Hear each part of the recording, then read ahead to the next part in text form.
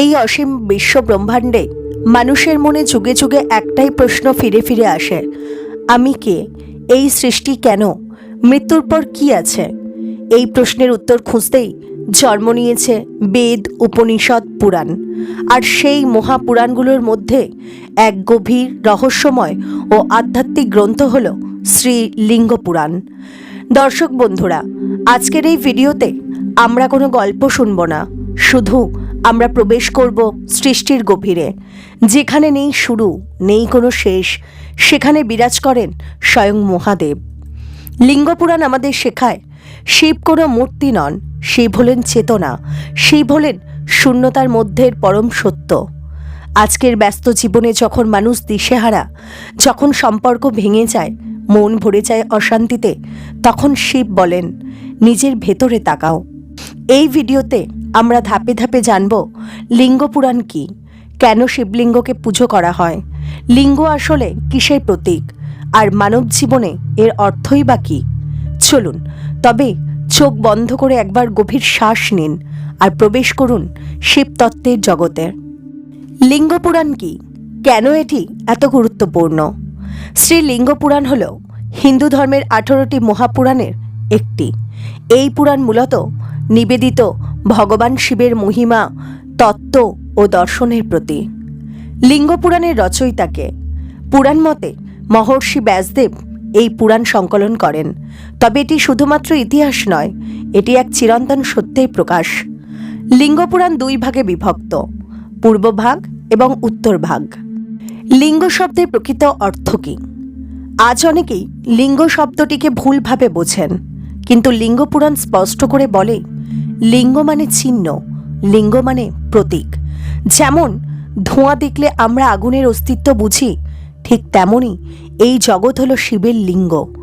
শিব নিজে নিরাকার, কিন্তু তার উপস্থিতির চিহ্ন হলো লিঙ্গ। শিব নিজে বলেন, আমি আকার নই, আমি আকারের উৎস। লিঙ্গপুরাণে বলা হয়েছে, শিব একাধারে সৃষ্টিকর্তা, পালনকর্তা এবং সংহারক, কিন্তু তিনি নিজে এই তিনের ঊর্ধ্বে। তিনি জন্মহীন, মৃত্যুহীন, সীমাহীন। কেন মানুষ শিবের দিকে আকৃষ্ট হয়? কারণ শিব রাজাও নন, ভিখারিও নন, তিনি গৃহী নন, সন্ন্যাসীও নন, তিনি কঠোর নন, আবার কোমলও নন, তিনি হলেন সমতা। লিঙ্গপুরাণ বলে, যে শিবকে বোঝে সে জীবনকে বোঝে। আজকের মানুষ চাকরির চাপ, সম্পর্কের টানাপোড়েন, অর্থনৈতিক দুশ্চিন্তায় ভোগে। এই সব কিছুর মাঝেই লিঙ্গপুরাণ শেখায়, আসক্তি ছাড়ো, কিন্তু দায়িত্ব ছেড়ো না। ভগবান শিব সংসার ছেড়েও সংসারকে রক্ষা করেন। শিবলিঙ্গের পূজা কেন এত শক্তিশালী? কারণ শিবলিঙ্গ পূজা মানে নিজের অহংকারকে ভেঙে ফেলা।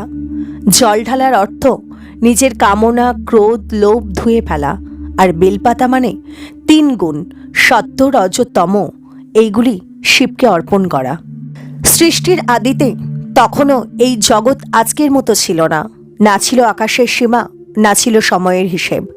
তখন ছিলেন একদিকে ব্রহ্মা, যিনি সৃষ্টির অধিপতি, আর একদিকে বিষ্ণু, যিনি সৃষ্টির পালনকর্তা। দুজনেই মহাশক্তিধর, দুজনেই পূজিত। কিন্তু একদিন একটি প্রশ্ন তাদের মধ্যে জেগে উঠল, এই বিশ্বে সর্বশ্রেষ্ঠ কে? এই প্রশ্ন থেকেই শুরু হলো অহংকারের বীজ। ব্রহ্মা বললেন, আমি সৃষ্টি করি, আমার চেয়ে বড় কে আছে? বিষ্ণু বললেন, আমি পালন করি, আমার ছাড়া এই জগৎ টিকে থাকবে কিভাবে? এই তর্ক ধীরে ধীরে রূপ নিল প্রতিযোগিতায়। ঠিক তখনই এই 2 মহাশক্তির সামনে ঘটে গেল এক অলৌকিক ঘটনা। হঠাৎ আকাশ ও পাতাল ভেদ করে এক অসীম অগ্নিস্তম্ভ প্রকাশ পেল। না তার শুরু দেখা যায়, না তার শেষ। তেজে চোখ ধাঁধিয়ে যায়, উষ্ণতায় দিক বিদিক জ্বলে ওঠে। ব্রহ্মা ও বিষ্ণু বিস্মিত, তারা আগে কখনো এমন কিছু দেখেননি। লিঙ্গপুরাণ বলে, এই অগ্নিস্তম্ভই হল পরম শিব। তিনি কোনো রূপে আবদ্ধ নন, কোনো সীমায় বাঁধা নন। তিনি হলেন অনাদি, অনন্ত, নিরাকার। এই অগ্নিস্তম্ভ ছিল সেই লিঙ্গ, যা সব রূপের উৎস। ব্রহ্মা ও বিষ্ণু তখন সিদ্ধান্ত নিলেন, যিনি এই অগ্নিস্তম্ভের শুরু বা শেষ খুঁজে পাবেন, তিনিই হবেন সর্বশ্রেষ্ঠ। বিষ্ণু গেলেন নিচে পাতালের দিকে, আর ব্রহ্মা উঠলেন ওপরে আকাশের দিকে। বিষ্ণু রূপ নিল বরাহ অবতারে। তিনি পাতাল খুঁড়ে চললেন। 1000 বছর, লক্ষ বছর কেটে গেল, কিন্তু অগ্নিস্তম্ভের শেষ আর পাওয়া গেল না। অবশেষে বিষ্ণু বুঝলেন, আমি সীমাবদ্ধ, এই শক্তি আমার ঊর্ধ্বে। তিনি ফিরে এলেন মাথা নত করে। এটাই বিষ্ণুর মহানতা। অন্যদিকে ব্রহ্মা উঠতে উঠতে ক্লান্ত, শেষ নেই, সীমা নেই। তখন ব্রহ্মা দেখলেন একটি কেতকী ফুল যা ওপর দিক থেকে নিচে পড়ছে।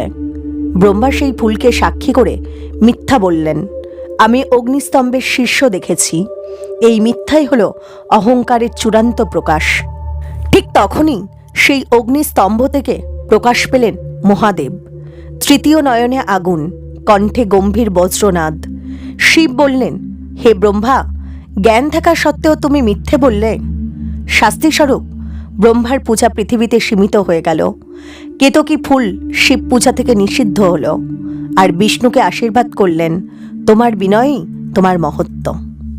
এই কাহিনী আমাদের শেখায় অহংকার পতনের কারণ। জ্ঞান থাকলেও অহংকার থাকলে পতন নিশ্চিত। বিনয়ই সত্যিকারের শক্তি। যিনি নিজের সীমা বোঝেন তিনি মহান, আর ঈশ্বর সীমাহীন, তাকে যুক্তি দিয়ে মাপা যায় না। আজ আমরা পড়াশোনায় অহংকারী, অর্থে গর্বিত, ক্ষমতায় অন্ধ, কিন্তু লিঙ্গপুরাণ বলে নিজেকে বড় ভাবলে ঈশ্বর দূরে সরে যান। শিব তাদের সঙ্গেই থাকেন যারা নীরব, নম্র, সত্যবাদী। কেন শিবলিঙ্গে জল ঢালা হয়? এই অগ্নিস্তম্ভের তেজ ঠান্ডা করতে দেবতারা জল ঢেলেছিলেন। তাই আজও জল ঢালা মানে অহংকার নাশ করা। শিবলিঙ্গ কি সত্যি একটি পাথর? লিঙ্গপুরাণ স্পষ্ট করে বলে, লিঙ্গ পাথর নয়, লিঙ্গ হলো চেতনা। যেমন বিদ্যুৎ দেখা যায় না, কিন্তু আলো জ্বলে উঠলে তার অস্তিত্ব বোঝা যায়, ঠিক তেমনই শিব হলেন নিরাকার। শিবলিঙ্গ হলো তার প্রকাশ। শিবলিঙ্গের গঠন ও তার অর্থ। শিবলিঙ্গ 3টি স্তরের প্রতীক। ব্রহ্মভাগ অর্থাৎ নিচের অংশ, সৃষ্টির প্রতীক। বিষ্ণুভাগ অর্থাৎ মধ্য অংশ, স্থিতির প্রতীক। আর রুদ্রভাগ উপরের অংশ, প্রলয়ের প্রতীক। এই 3-এর ঊর্ধ্বে অবস্থান করেন মহাশিব। জল, দুধ ও বেলপাতার অর্থ কী? জল ঢালা মানে কি? জল ঢালা মানে শীতলতা, শান্তি, অহংকার ধোয়া। লিঙ্গপুরাণ বলে, যে জল ঢালে সে নিজের অশান্ত মন ঢালে। দুধ ঢালা কেন হয়? দুধ ঢালা মানে পবিত্রতা, নির্মলতা, অহিংসা। শিব গ্রহণ করেন মন থেকে আসা দুধ। বেলপাতার রহস্য। বেলপাতার 3টি পাতা, সত্ত্ব, রজ, তম। এই 3 গুণ শিবের চরণে সমর্পণ করা। ধূপ ও প্রদীপের তত্ত্ব। ধূপের ধোঁয়া অশুভ শক্তিকে দূরে রাখে। আর প্রদীপ মানে অজ্ঞানের অন্ধকার দূর করা। কেন শিব সহজে সন্তুষ্ট হন? কারণ শিব ফল চান না, ধন চান না, বাহ্যিক আড়ম্বর চান না। শিব চান সত্য হৃদয়। 1 মুঠো জল, একটি বেলপাতা আর 1 ফোঁটা বিশ্বাসই যথেষ্ট। সাধারণ মানুষের সঙ্গে শিবের সম্পর্ক কি? লিঙ্গপুরাণ বলে, শিব রাজাদের চেয়েও দরিদ্রের কাছাকাছি। তিনি ভোলানাথ। একজন গরিব ভক্তের কান্নাও তাকে নাড়া দেয়। এক গ্রামে থাকত এক দরিদ্র কৃষক। তার কিছুই ছিল না, না ধন, না শিক্ষা। কিন্তু প্রতিদিন সে নদী থেকে জল এনে একটি শিবলিঙ্গে ঢালত। লোকেরা হাসত। কিন্তু একদিন দুর্ভিক্ষ এলো, সবাই কষ্টে পড়ল। সেই কৃষকই রক্ষা পেল। লিঙ্গপুরাণ বলে, বিশ্বাস কখনো বৃথা যায় না। শিবলিঙ্গ ধ্যানের শক্তি। শিবলিঙ্গ ধ্যান মানে মন স্থির করা, শ্বাস নিয়ন্ত্রণ করা, আত্মচিন্তা করা। ধ্যানে শিবলিঙ্গ কল্পনা করলে মন ধীরে ধীরে শূন্য হয়, আর সেই শূন্যতেই শিবের বাস। আজ আমরা উদ্বেগে ভুগি, একাকিত্বে ভুগি, ভবিষ্যৎ নিয়ে ভয়ে থাকি। শিবলিঙ্গ পূজা শেখায়, সব ছেড়ে দাও, কিন্তু বিশ্বাস ছেড়ো না। রুদ্রকে। লিঙ্গপুরাণে বলা হয়েছে, রুদ্রই হল শিব, শিবই রুদ্র। রুদ্র শব্দের অর্থ কি? যিনি কাঁদান, যিনি কাঁদেন। রুদ্র হলেন সেই শক্তি যিনি অশুভ ধ্বংস করেন আর সত্যকে রক্ষা করেন। রুদ্র কেন এত ভয়ঙ্কর?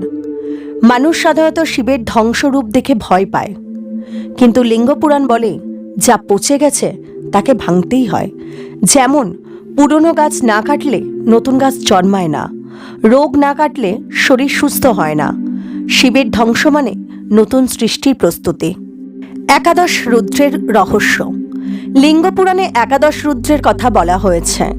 কপালী, পিঙ্গল, ভীম, বিরূপাক্ষ, বিলোহিত, শাস্ত, অজপাদ, অহির্বুগ্ন, শম্ভু, চণ্ড, ভব।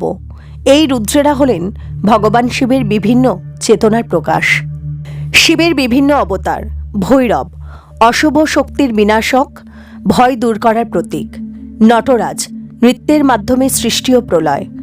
অর্ধনারীশ্বর নারী ও পুরুষ শক্তির সমন্বয়। দক্ষিণামূর্তি নীরব শিক্ষার প্রতীক। নটরাজ তাণ্ডবের দর্শন।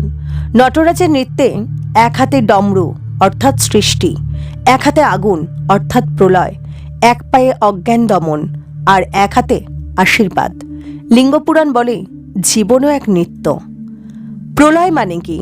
প্রলয় মানে হলো সব শেষ হয়ে যাওয়া নয়, প্রলয় মানে সব আবার শূন্যে ফিরে যাওয়া, শূন্য থেকেই আবার সৃষ্টি। আজ যদি কোনো সম্পর্ক ভেঙে যায়, কোনো স্বপ্ন ভেঙে যায়, তাহলে বুঝতে হবে নতুন পথ তৈরি হচ্ছে। শিব ভাঙেন, কিন্তু কখনো বৃথা ভাঙেন না।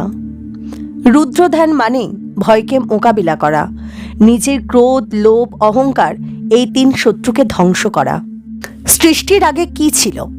লিঙ্গপুরাণ বলে না আকাশ ছিল, না পৃথিবী ছিল, না আলো ছিল, না অন্ধকার, ছিল শুধু শিব।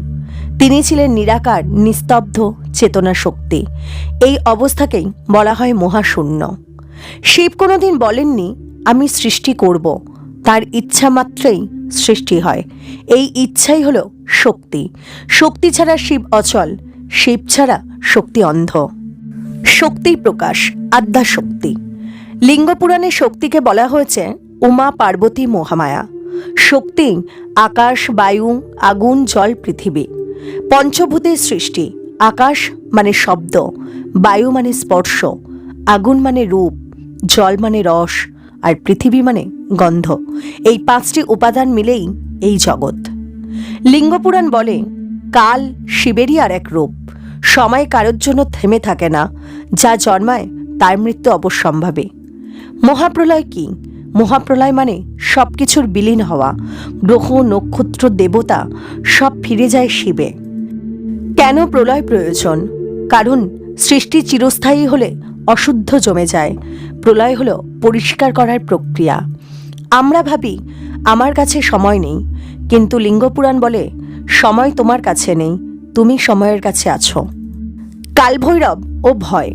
কালভৈরব সময়ের প্রভু। ভয় পান তারা যারা সত্য থেকে পালায়, ভয় পান না তারা যারা শিবকে আশ্রয় করে। কর্ম কি? লিঙ্গপুরাণ বলে কর্ম মানে শুধু কাজ নয়, কর্ম মানে উদ্দেশ্য। একই কাজ স্বার্থে করলে বন্ধন, কর্তব্যে করলে মুক্তি। শিব দেখেন না তুমি কি করছো, শিব দেখেন কেন করছো। মানুষ ভাবে আমি কাজ করছি নিজের জন্য, কিন্তু লিঙ্গপুরাণ বলে কাজের ফলের প্রতি আসক্তি হলো বন্ধন। শিব নিজে কাজ করেন, সৃষ্টি করেন, ধ্বংস করেন, রক্ষা করেন, কিন্তু কখনো ফলের সঙ্গে বাধা পড়েন না। নিষ্কাম কর্ম মানে ফল ছেড়ে কাজ করা। যেমন মা সন্তান লালন করে, বিনিময় চান না। প্রদীপ আলো দেয়, প্রশংসা চায় না। এই নিষ্কামতাই শিবত্বের পথে প্রথম ধাপ। ধর্ম মানে কি? ধর্ম মানে হলো কেবল মন্দিরে যাওয়া নয়। লিঙ্গপুরাণ বলে ধর্ম মানে নিজের স্বভাব অনুযায়ী সত্য পথ। একজন কৃষকের ধর্ম সততার সঙ্গে চাষ করা, একজন শিক্ষকের ধর্ম নিষ্পাপ মনে শিক্ষা দেওয়া, আর একজন গৃহস্থের ধর্ম পরিবারকে রক্ষা করা। শিব ও ন্যায়। শিব কখনো পক্ষপাতিত্ব করেন না। তার কাছে রাজা ও ভিখারি সমান, দেবতা ও দানব সমান। তিনি বিচার করেন কর্ম দিয়ে, পরিচয় দিয়ে নয়। পাপ ও প্রায়শ্চিত্ত। লিঙ্গপুরাণ অত্যন্ত স্পষ্টভাবে বলে পাপ করলে শাস্তি নয়, পাপ বুঝলে শুদ্ধি। শিব চান না মানুষ ভয়ে ভয়ে থাকুক, তিনি চান মানুষ সচেতন হোক। গঙ্গা শিবের জটায় কেন? কারণ শিবই শুদ্ধতার আধার। গঙ্গা মানে পাপ ধোয়া নয়, অহংকার ধোয়া। মুক্তি কি? মুক্তি মানে মরে যাওয়া নয়। লিঙ্গপুরাণ বলে জীবন থাকতেই মুক্ত হও। মুক্তি মানে ভয়হীন মন, আসক্তিহীন কর্ম আর শান্ত চেতনা। গৃহস্থ হয়েও কি মুক্তি সম্ভব? হ্যাঁ, শিব নিজেই একজন গৃহস্থ, একজন সন্ন্যাসী। তিনি দেখান সংসারে থেকেও শিবত্ব সম্ভব। শিব ভক্তের লক্ষণ। লিঙ্গপুরাণে বলা হয়েছে একজন প্রকৃত শিবভক্ত অহংকারহীন, করুণাময়, সত্যবাদী, সহিষ্ণু, নির্ভীক। সে চিৎকার করে না আমি ভক্ত, তার আচরণই বলে দেয় সে একজন প্রকৃত ভক্ত। লিঙ্গপুরাণ অনুযায়ী একজন শিবভক্তের কাহিনী। এক দরিদ্র জেলে প্রতিদিন নদীতে মাছ ধরত। একদিন তার জালে কিছুই উঠল না। সে হতাশ হয়নি, নদীতেই বসে বলল, হে শিব, আজ তুমি যা দিয়েছ তাই যথেষ্ট। সেই দিনই তার জীবনে শান্তি এলো। লিঙ্গপুরাণ বলে যে মানতে জানে সে কখনো হারায় না। ভক্তি মানে কি? লিঙ্গপুরাণ বলে ভক্তি মানে ভয় নয়, ভক্তি মানে বিশ্বাস। ভক্তি মানে দাবি নয়, লেনদেন নয়। ভক্তি মানে নিজেকে সম্পূর্ণভাবে সমর্পণ করা। শিব কেন ভোলানাথ? ভোলা মানে সহজ, নির্মল, অভিমানহীন। এক ফোঁটা জল, একটি বেলপাতা, একটা নিঃশব্দ কান্না, এই সবই শিবের কাছে অমূল্য। তিনি প্রশ্ন করেন না যে তুমি কে, তিনি দেখেন তোমার মন কেমন। একজন দরিদ্র বৃদ্ধা প্রতিদিন নদীর ধারে একটি পাথর পরিষ্কার করত। সে জানত না সেটা শিবলিঙ্গ, কিন্তু তার সেবা ছিল নিষ্পাপ। একদিন শিব স্বপ্নে এসে বললেন, তুমি জানো না আমাকে, তবুও আমাকে পেয়েছ। ভক্তি মানে জানা নয়, ভেজা মন। জ্ঞান কি? জ্ঞান মানে শুধুমাত্র বই পড়া নয়। লিঙ্গপুরাণ বলে নিজেকে জানাই হলো প্রকৃত জ্ঞান। যে জানে আমি দেহ নই, আমি মন নই, আমি চেতনা, সে শিবের খুব কাছের। জ্ঞান ও ভক্তি কি আলাদা? না, লিঙ্গপুরাণ স্পষ্ট বলে যেখানে ভক্তি নেই সেখানে জ্ঞান শুকনো, যেখানে জ্ঞান নেই সেখানে ভক্তি অন্ধ। শিব চান ভক্তি ও জ্ঞানের মিলন। শিব ধ্যান ও অন্তর্জ্ঞান। শিব ধ্যান মানে চোখ বন্ধ করে নিজের ভেতরে তাকানো। শিব সেখানে যেখানে চিন্তা থামে। ধ্যানে যখন নাম, রূপ, অহংকার গলে যায় সেখানেই শিব। লিঙ্গপুরাণে বলা হয়েছে ভক্তির পথ এক নয়। সেবা, নীরবে ভালো কাজ করা, নাম স্মরণ, ওং নমঃ শিবায়। ধ্যান, মন শূন্য করা, আর আত্মসমর্পণ, যা আসে তাকে মেনে নেওয়া। শিব কেন সাধারণ মানুষের দেবতা? কারণ শিব পাহাড়ে থাকেন, শ্মশানে থাকেন, গৃহস্থালিতেও থাকেন। তিনি সামাজিক ভেদ মানেন না। একজন চণ্ডালও তার প্রিয় হতে পারে। আজ মানুষ একা, দিশাহীন, ক্লান্ত। ভক্তি শেখায় তুমি একা নও, শিব সবসময় নীরবে তোমার পাশে আছেন। আজকের মানুষ খুব দ্রুত চলছে, কিন্তু কোথায় যাচ্ছে কেউ জানে না। আছে অর্থ, প্রযুক্তি, সুযোগ, কিন্তু নেই শান্তি, স্থিরতা, সন্তুষ্টি। লিঙ্গপুরাণ এই সংকটের মাঝেই প্রশ্ন তোলে, তুমি এত ব্যস্ত কিন্তু নিজের জন্য কি করছো? লিঙ্গপুরাণ বলে মন যদি স্থির না হয় বাইরের সাফল্য মূল্যহীন। শিবচিন্তা মানে মানসিক চাপ কমানো, অহেতুক ভয় ছাড়া, বর্তমানকে গ্রহণ করা। আজ যাকে আমরা বলি মাইন্ডফুলনেস, লিঙ্গপুরাণ বহু আগেই তা বলে গেছে। আজকের সম্পর্কগুলোতে প্রত্যাশা বেশি, সহনশীলতা কম। শিব শেখান ভালোবাসো কিন্তু দখল করো না। শিব পার্বতীর সম্পর্ক সম্মান ও স্বাধীনতার উদাহরণ। লিঙ্গপুরাণে শিব রাজা নন, তবুও তিনি সর্বশক্তিমান। কারণ ক্ষমতা মানে দমন নয়, ক্ষমতা মানে সংযম। আজ যদি শিবতত্ত্ব থাকতো, ক্ষমতা হতো সেবার মাধ্যম। শিব থাকেন পাহাড়ে, নদীতে, অরণ্যে। লিঙ্গপুরাণ প্রকৃতিকে বলে শিবের শরীর। প্রকৃতি ধ্বংস মানে শিবদেহে আঘাত করা। কর্মক্ষেত্রে প্রতিযোগিতা, হিংসা, ক্লান্তি। শিব বলেন তোমার কাজ করো, অন্যের সঙ্গে তুলনা নয়।